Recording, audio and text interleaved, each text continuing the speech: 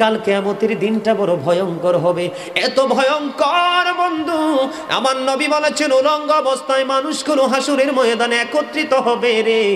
ও বন্ধু, প্রত্যেকের কবর থেকে ওই হাসরের ময়দানটা কমপক্ষে 50,000 বছরের রাস্তা হবে রে বন্ধু।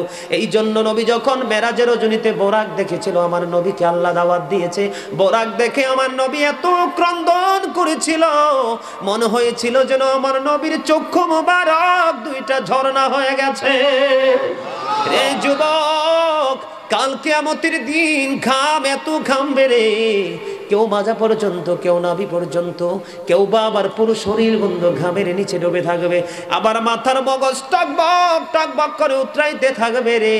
আল্লাহ বলেছেন লা ইয়ামুতু, people will not die that day, সেদিন মানুষ আর মরতে পারবে না। আল্লাহ বলেছেন ফিহা ওয়ালা ইয়াহইয়া, people will not be able to live that day, মানুষ সেদিন বাঁচতেও পারবে না। আবার আল্লাহ বলেছেন অমাহুম আনহা বিগাইবিন, people will not be able to escape that day, সেদিন মানুষ সেখান থেকে পালিয়ে যেতেও পারবো না। রে দুর্গাপুরের যুবক, হাদিস শরীফের মধ্যে এসেছে কাল কিয়ামতের দিন আল্লাহর আরশের ছায়া ছাড়া কোনো ছায়া থাকবে না। ওই কাল কিয়ামতের দিন এই দুর্গাপুরের যুবকগুলো চাইয়া দেখেন চাতক পাখির মতো বসে আছে। আমার কাছে এত সুন্দর লাগে রে যুবক, আমার হৃদয়টা ঠান্ডা হয়ে গেছে, কলিজা ছুঁয়ে গেছে তোমাদের উপস্থিতি এবং মনোযোগ।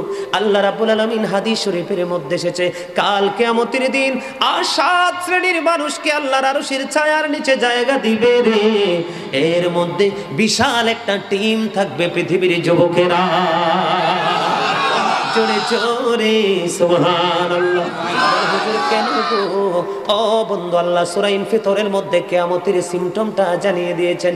ইদাস সামাউ ফাতরাত ওয়া ইদাল কাওয়াকিবু ইনতাসারাত ওয়া ইদাল বিহারু ফুজ্জিরাত ওয়া ইদাল কুবুরু বু'সিরাত আলিমাত নাফসুম মা কদ্দামাত ওয়া আখখারাত। জোরে জোরে বলুন আল্লাহু আকবার। আকাশ টুকরো টুকরো হয়ে যাবে, চন্দ্র তারাগুলো ঝরে ঝরে পড়বে, সমুদ্র বন্ধু উদ্বেলিত হয়ে যাবে। সবচেয়ে বড় ভয়ঙ্কর খবর রে, আল্লাহ বলেছেন ওয়াইদাল কুবুর বু'সিরাত আলিমাত নাফসুম মা কদ্দামাত ওয়া আখখারাত। কবরটা যখন ওপেন হয়ে যাবে, আসমানটা ভেঙে চলে যাবে, তারকাগুলো বন্ধু বিক্ষিপ্ত হয়ে পড়বে, সমুদ্র উদ্বেলিত হয়ে যাবে, তখন কবরটা বন্ধু ওপেন হয়ে যাবে, উন্মুক্ত হয়ে যাবে। সবচেয়ে বড় খবর আলিমাত নাফসুম মা কদ্দামাত ওয়া আখখারাত, প্রত্যেকেই জানবে কে কি করেছে আর কি করেনি। জোরে জোরে আল্লাহু আকবার। এই পৃথিবীর যুবক বলে হুজুর যৌবন কালের পাওয়ার এত বেশি কেন?